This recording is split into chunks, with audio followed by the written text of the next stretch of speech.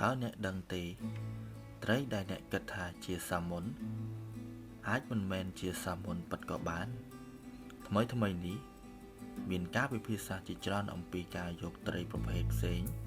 មកលក់ជំនួសសាម៉ុន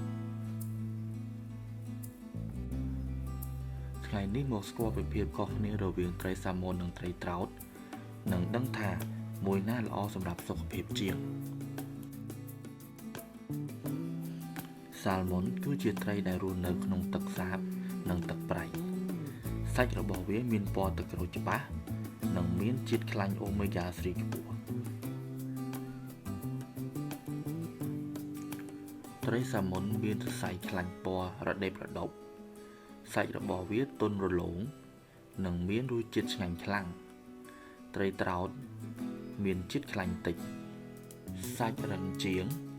និងមានរសជាតិស្រាលដោយសារតម្រូវការខ្ពស់និងគុណភាពជីវជាតិ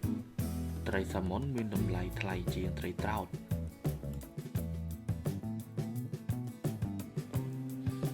ឥឡូវយើងមកនិយាយអំពីអត្ថប្រយោជន៍នៃសុខភាពបន្ថែមត្រីសាម៉ុនសម្បូរជាតិខ្លាញ់អូមេហ្គា 3 ខ្ពស់ដែលជួយការពារបេះដូងនិងមានវីតាមីន D ច្រើនរីឯត្រីត្រោតវិញមានវីតាមីន B12 តិច